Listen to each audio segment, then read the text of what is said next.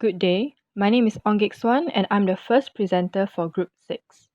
This video is about the application of 5G to upgrade traditional ports into smart ports. The problem statement that our team will be talking about is of the current network infrastructure limitations that causes congestion problems. The solutions proposed by researchers to solve this issue will be through the usage of advanced split TCP and dynamic access class barring. Traditional ports are currently not running at peak efficiency. This is due to network infrastructure limitations. The reason why traditional ports are not automated yet is because of their current network infrastructure in place. In theory, a fully automated port or a smart port will primarily have cranes and chips working perfectly in sync without human intervention. Machine-to-machine communications require a fast and reliable network that is capable of handling high traffic loads. And in the event of network congestion, it can prevent it. This is always important as the process of loading and unloading cargo requires cranes to work accurately.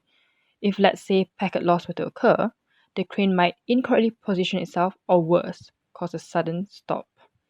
Using 5G for congestion control is the point of interest for our discussion. First of all, what is 5G? Well, it's the fifth generation cellular network technology as defined by 3GPP, a standard organization for developing mobile protocols. In order to achieve 5G's requirements, we must have the proper equipment for fast and stable transmissions. However, as of right now, the current network is unable to meet the demands of 5G requirements. We believe that the current existing congestion control algorithms and the frequency of retransmission caused by packet losses are the main reasons. It is important to note as more Internet of Things devices and machine-to-machine technologies are emerging, they generate high traffic within the networks. Secondly, what is congestion control? Well, congestion control is a mechanism in the transport layer that attempts to avoid congestive collapse by adjusting transmission rates to ensure that the receiver accepts the data sent by the sender. If congestive collapse were to occur, the receiver will discard any excessive incoming data, which will result in packet loss. From the image above, as you can see in the slide, we see that the TCP Tahoe and TCP Reno are both forms of congestion control. Both starts off with a slow start and gradually enters the second phase known as congestive avoidance. Congestive avoidance is when it has reached the limit of what can be received by the receiver's window. During this, the slow start threshold, the congestion window, slowly increases to match what the receiver can receive. When a packet loss occurs, the window size will reset to 1 again, regardless of which congestion algorithm is used. This is presented by the blue lines seen in the graphs. Hi, my name is Jia Farn and I'll be representing Group 6 as the second speaker. Okay, let us begin.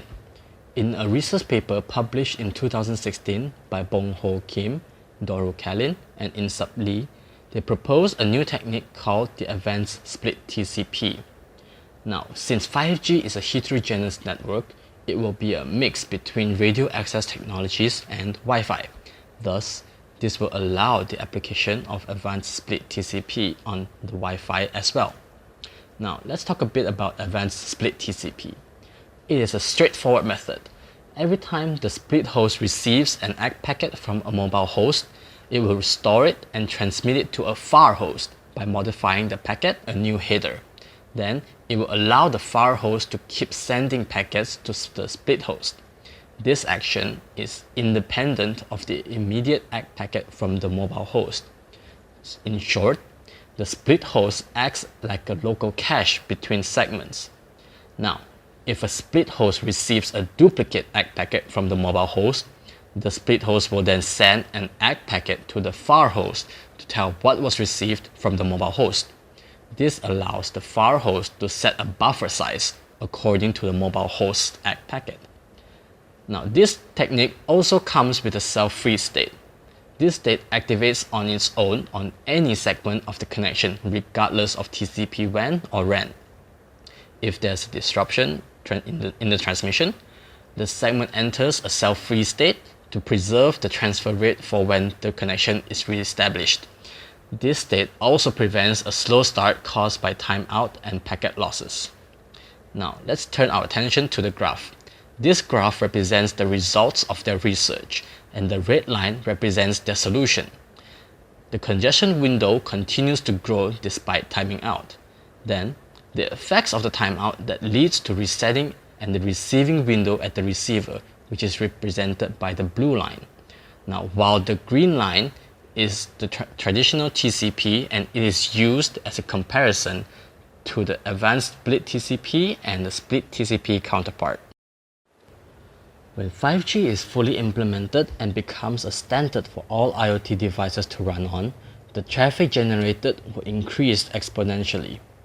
It will be a problem because machine-to-machine communication relies on radio access networks.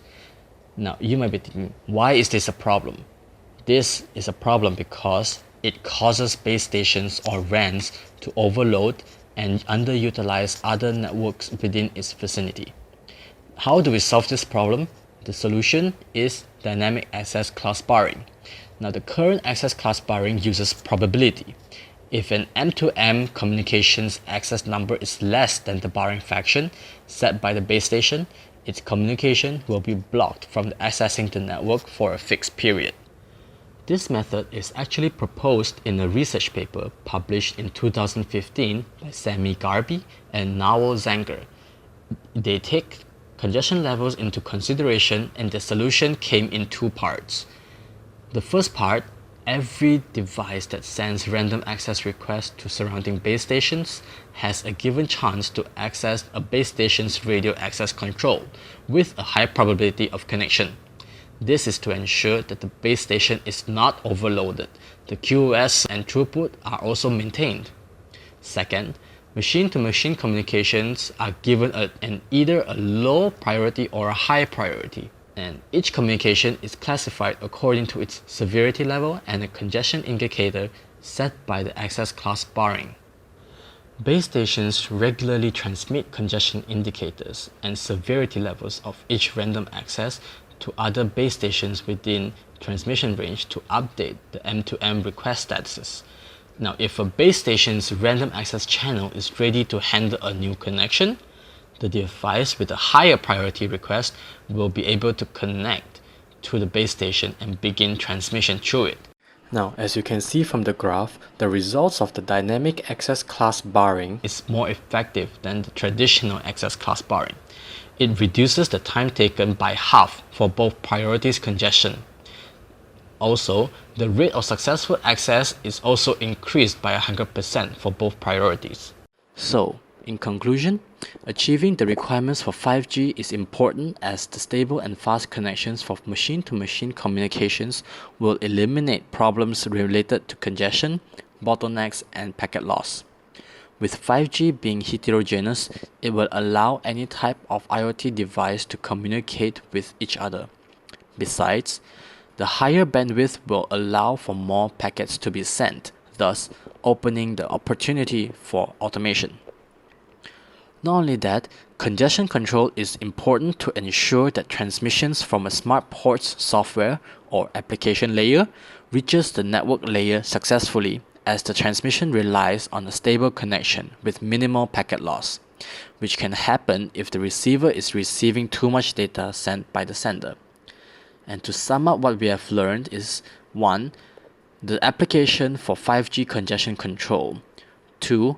Advanced split TCP by separating segments of TCP WAN and TCP RAN is a good approach to reduce timeout related issues. And 3. Dynamic access class barring by improving existing algorithm techniques makes them viable for future 5G technology usage. Everything we have summarized so far applies to our application to smart ports, as lowered congestion, higher speed, and better stability proves useful for machine-to-machine communications.